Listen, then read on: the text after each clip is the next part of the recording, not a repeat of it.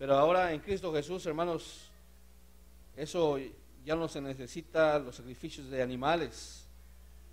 Pero ahora Dios está demandando más que un sacrificio de algún animal. Está demandando de nuestras vidas una vida agradable a Él, como dice aquí, en sacrificio agradable, vivo, santo, agradable a Dios, que es vuestro racional culto. Porque ahora nosotros somos el culto a Dios, nosotros somos el sacrificio vivo, hermanos. Nuestra vida cristiana, nuestro caminar cristiano es la vida en sacrificio. Nosotros, porque el mundo te ofrecerá siempre, mayormente el mundo te ofrece lo malo, y es una guerra constante donde el cristiano tiene que negarse a sí mismo. Por eso el Señor dijo en su palabra, dice, si alguno quiere ser mi discípulo, si alguno quiere venir en pos de mí, dice el Señor, dice, niéguese a sí mismo, tome su cruz y sígame.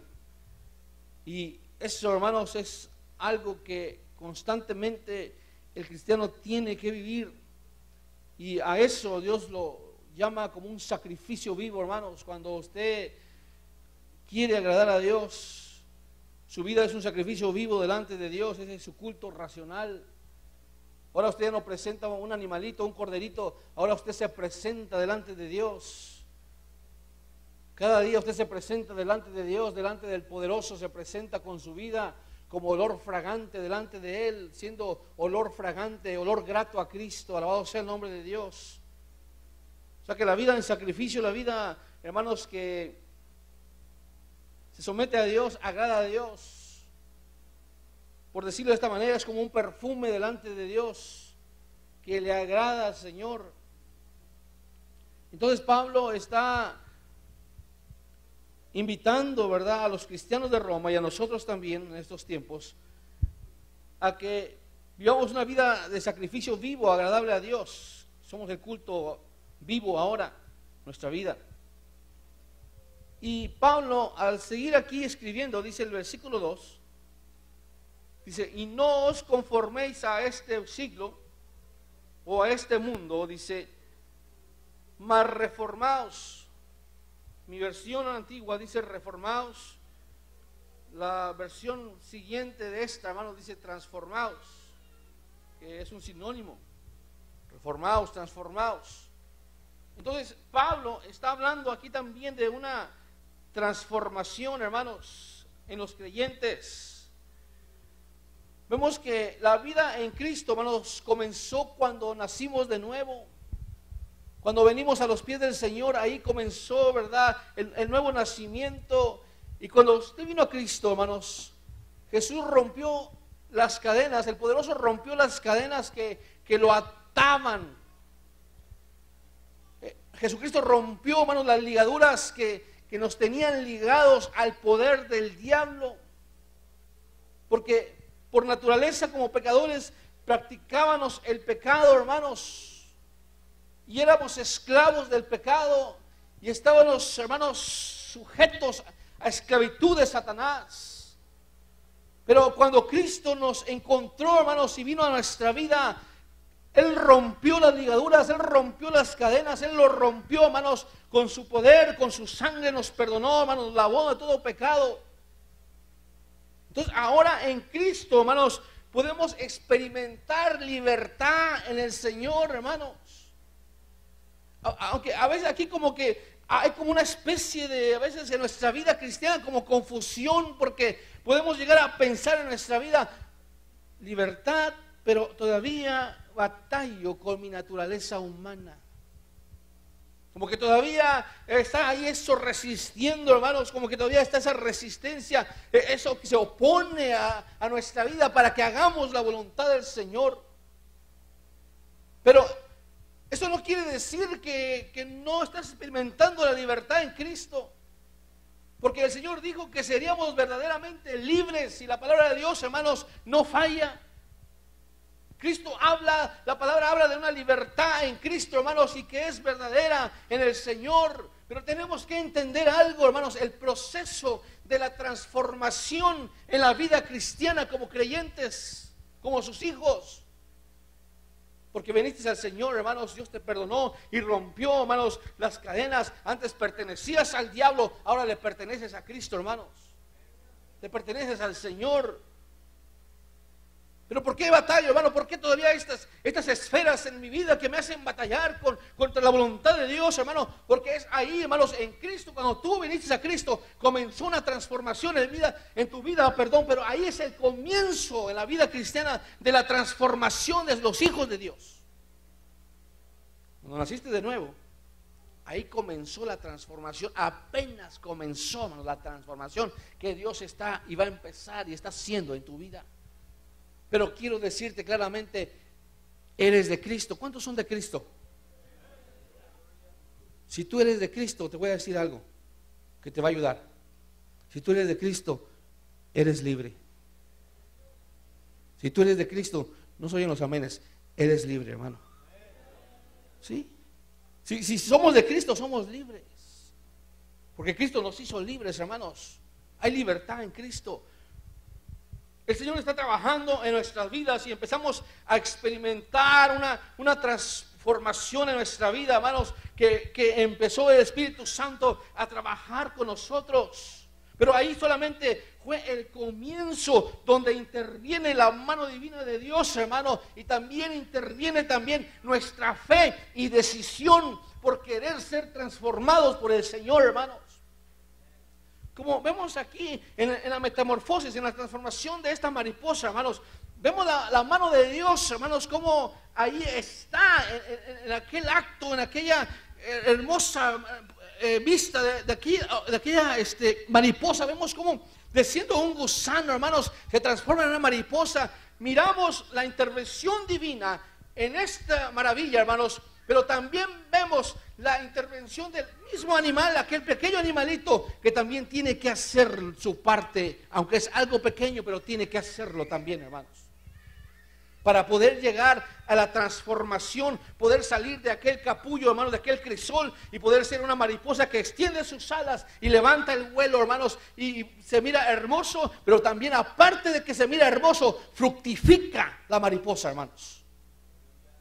Y en la vida cristiana, hermanos, aquí está Pablo hablando, dice, no os conforméis a este siglo. Está dando el consejo, hermanos, a los cristianos de Roma, a nuestras vidas también, dice, no os conforméis a este siglo, dice, mas reformaos, mas transformaos por la renovación de vuestro entendimiento.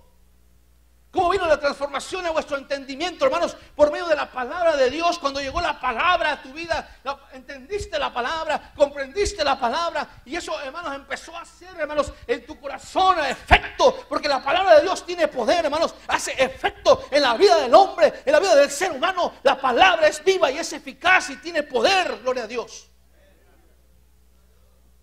Entonces vemos que la transformación viene, dice, por la renovación, dice, de vuestro entendimiento, o sea, por el corazón, hermanos. Ahí comienza la transformación. Luego dice, para que experimentéis cuál sea la buena voluntad de Dios, agradable y perfecta. Vemos que Pablo, al hablar esto, nos habla de que nosotros tenemos que tomar la decisión de hacer la voluntad de Dios, hermanos. Guiados por la palabra de Dios, tenemos que hacer nuestra decisión en nuestra vida firme y con fe, de ser guiados por la palabra para que venga la transformación en nuestra vida. Y Pablo está mirando que la transformación del cristiano, hermanos, es un proceso de toda la vida.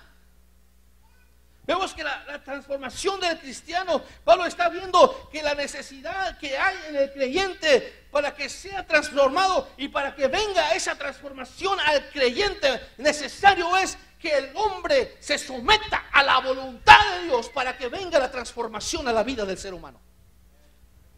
¿Sabe que siento un poco alto acá atrás el sistema, las bocinas?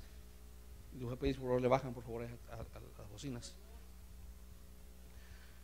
Entonces Pablo está hablando que es necesario someterse a Dios para que venga la transformación a la vida nuestra, hermanos. Ahora, quiero explicarle esto, algo que usted lo va a entender. ¿Cada cuándo me tengo que someter o cómo, hermano? ¿Cómo es esta medicina? ¿Cómo trabaja, hermanos? ¿Cómo es eso que me tengo que someter? Hermano, me estás hablando de someterme. ¿Cómo me voy a someter? ¿Cuánto tiempo me voy a someter? Cuando estaba Pablo hablando de la transformación, de sometimiento a Dios, hermano, la sumisión a Dios, amén, hermano, tiene que ser constantemente en la vida del cristiano, en la vida del creyente, hermanos.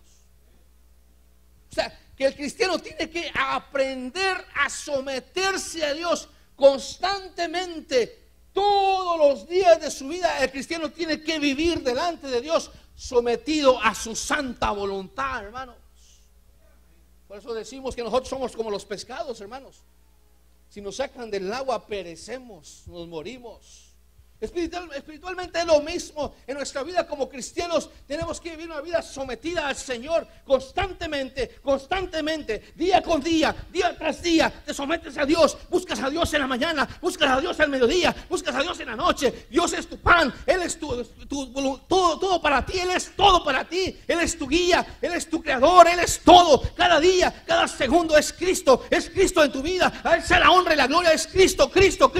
Es una sumisión constante. Estás trabajando, te acuerdas del Altísimo. Estás pensando, te acuerdas del temor de Jehová. Donde quiera que te encuentres, te acuerdas de Cristo. Que Cristo es el Señor de tu vida, que Él es el Todopoderoso. Bendito sea su nombre. Te acuerdas de Cristo todo el tiempo. Le hablas a tus hijos de Cristo. Cristo es el Señor. O sea, es una constante, hermano, sumisión al Todopoderoso. Alabado sea el nombre del Señor. Y es lo que Pablo está hablando. Por eso cuando dice: y no os conforméis a este siglo. Porque en la vida cristiana a veces es fácil conformarse, hermanos. Noto yo aquí en los Estados Unidos como qué tremendo nos absorbe el tiempo esta nación. O sea, a como vive el país, se mueve rápidamente. Y como que caímos, ¿verdad?, en el juego del movimiento de este país, donde te enfrascas en las cosas de la tierra, donde el afán por las cosas, por conseguir las cosas, el afán por subsistir, hermanos, es algo que es constante también. O sea que es una resistencia, ¿me explico, hermanos? O sea, Dios quiere que constantemente le busquemos, pero también hay una resistencia que opone el mundo, que constantemente tiene uno que estar también, hermano, a causa de deudas, a causa del afán que tenemos, a causa del trabajo de los hijos, del estudio. También hay una resistencia contra Dios, que constantemente tienes que estar ocupado en las cosas del mundo. Y es una resistencia tremenda que resiste al Espíritu Santo. Y por eso en la vida de cristiana, hermano, a veces hay, hermanos, conformismo, porque no se busca a Dios. Porque no hay el tiempo para buscar a Dios. Porque no hay el tiempo, hermano, para conectarse con el Altísimo. No lo hay. Porque hay una resistencia que el mundo ofrece, hermano, que son las cosas materiales y en lo espiritual. Es una resistencia tremenda, que muchas veces las cosas del mundo van ganando la carrera, y la decadencia espiritual en la vida del cristiano, hermanos, está tremenda. Y lo digo, hermano, por experiencia. Lo digo por experiencia porque a veces lo vivo, hermano. A veces lo siento, hermano, la presión del mundo, hermano, la resistencia del mundo contra las cosas del Espíritu. Y Cristo me dice: búscame. Y Cristo me dice: mira, ayuna. Y Cristo me dice: mira, acércate a mí. Pero, hermano, la resistencia del mundo también te jala, también te va jalando. O sea, uno tiene que tener cuidado. Pero gracias a Dios, hermanos, que en su misericordia Dios siempre nos habla nuestra vida para que recapacitemos, para que entendamos que para Cristo y para la vida cristiana las cosas de Dios son de primer orden, hermanos. Para el cristiano las cosas de Dios tienen que ser de primer orden. Porque si